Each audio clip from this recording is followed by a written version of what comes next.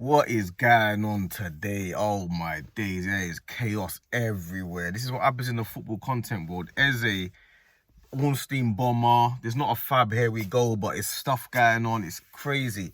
And you know what, yeah? Like, obviously, it's unfortunate for Havertz to get injured for us to go for Eze, but you see, it's my brother. You see my brother, yeah? He's wanted Eze for about 2 years. He's wanted Eze before, and I weren't really on the whole super Eze thing.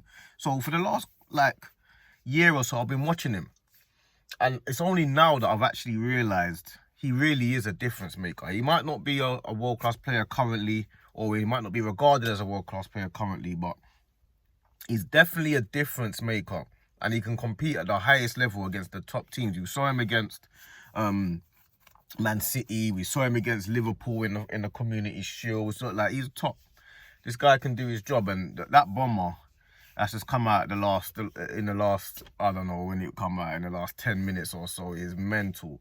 I want get one over on Spurs as well. You know what I'm saying? Like, obviously, I got a lot of time for Thomas Frank and all that stuff, but bruv, get one over on Spurs, man. We need to go and get Eze, because they've been talking about, oh, Eze's coming to Tottenham and this and that. Bro, it's time to go and get Eze, bruv. Like, go and get him. 60 million with add-ons offered, deal offered.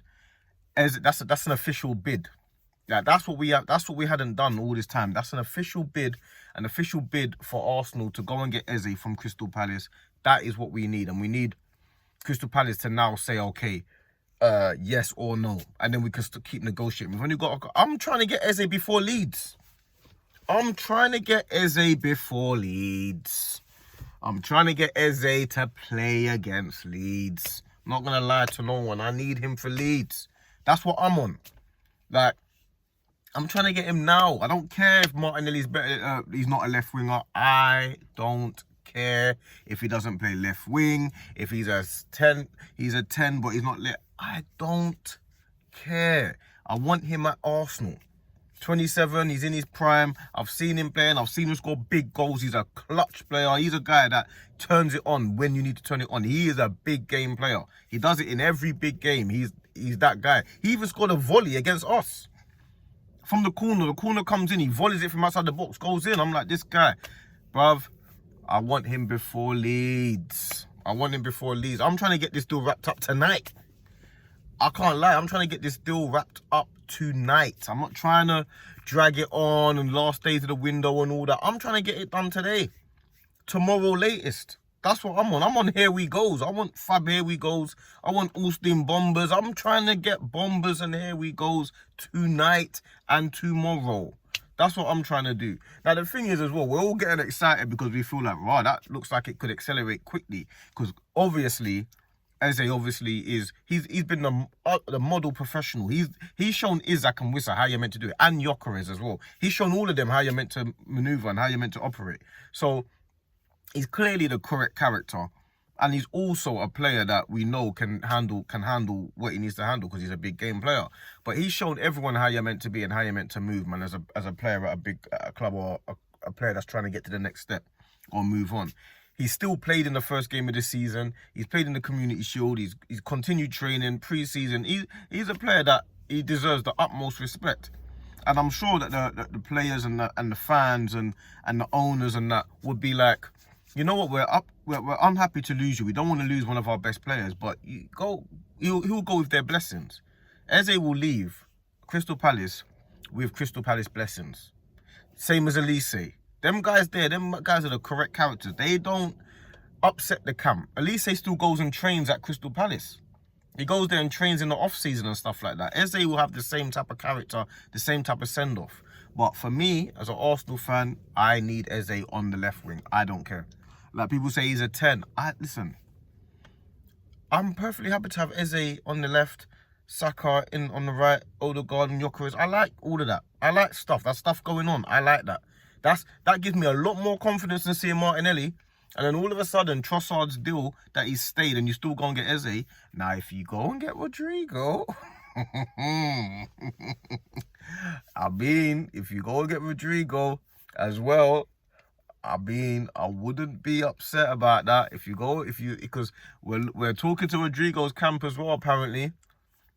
And I think that this deal for Eze that we're trying to ramp up quickly. I think we've been obviously aware that he's available and we're talking to him and it's been progressing and going along. Obviously, I think because of the Havertz injury, it's just ramped up.